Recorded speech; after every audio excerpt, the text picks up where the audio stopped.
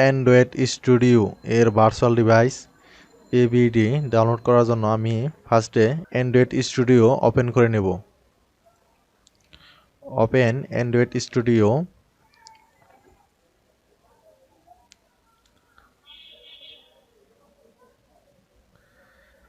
Android studio open করার পরে এরকম একটা অ্যান্ড্রয়েড স্টুডিওর উইন্ডো আসবে। তারপরে থ্রি ডট এই জায়গায় ক্লিক করব।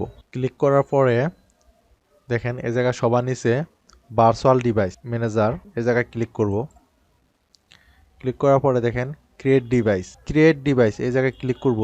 তারপরে আমি কেমন ফোন বানাবো এই জায়গা থেকে সিলেক্ট করে নেব। আমি পিক্সেল 5 এর একটা ফোন বানাবো, এই জন্য পিক্সেল 5 এই জায়গায় ক্লিক করলাম। ক্লিক করার পরে পিক্সেল 5 এর যে ফোনটা হবে এর উইডথ হবে 1080 এবং হাইট হবে 2340 পিক্সেলের। আমি এই ফোনটাকে ডাউনলোড করে নেব এখন ভার্চুয়াল ডিভাইস হিসেবে, এই জন্য নেক্সটে ক্লিক করব। তারপরে আমি এর ভার্সন কি রাখতে চাই, আমি এর ভার্সন অ্যান্ড্রয়েডের যে 30 ভার্সন আমি ওইটা রাখবো, অ্যান্ড্রয়েড 11। এই জায়গায় আমি ডাউনলোড অপশনে এই জায়গায় ক্লিক করব। অ্যান্ড্রয়েড স্টুডিওর ভার্চুয়াল ডিভাইসটা ডাউনলোড হইতে মোটামুটি অনেক টাইম লাগবে, ওই পর্যন্ত ওয়েট করব। এটার সাইজ 620 MB, যে পর্যন্ত ডাউনলোড কমপ্লিট না হয় ওই পর্যন্ত ওয়েট করি। আপনাদের অযথা টাইম নষ্ট করব না, ডাউনলোড হওয়ার পরেই আসবো।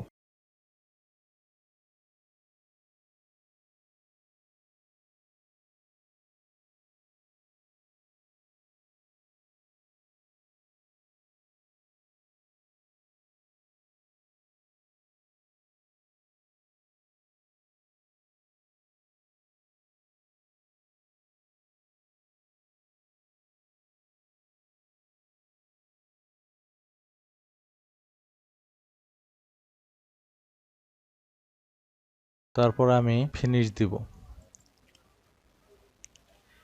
ফিনিশ দেওয়ার পরে নেক্সট ক্লিক করব। তারপরে অ্যান্ড্রয়েড ভার্চুয়াল ডিভাইসটা কেমন থাকবে দেখতে, পোর্টেবল না ল্যান্ডস্কেপ, আমি পোর্টেবলে রাখবো। তারপরে ফিনিশড দিব। অ্যান্ড্রয়েড ভার্চুয়াল ডিভাইস এবিডি তৈরি করা কমপ্লিট হয়েছে। এখন এটাকে আমি রান করব, রান করে দেখব। এই জন্য আমি এই বাটনে ক্লিক করব, রান বাটনে। এই যে স্টার্ট এবিডি, কিছুক্ষণ একটু টাইম নেবে।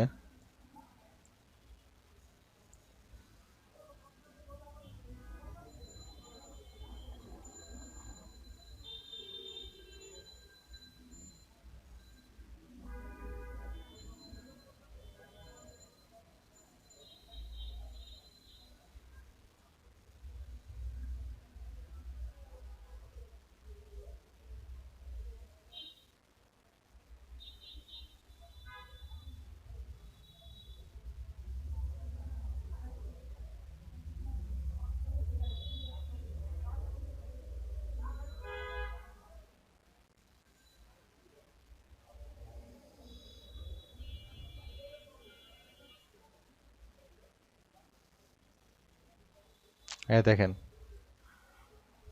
ভার্চুয়াল ডিভাইস অ্যান্ড্রয়েড মোবাইলটা কমপ্লিট হয়ে গেছে গা, একটা মোবাইলের মতো কাজ করবে।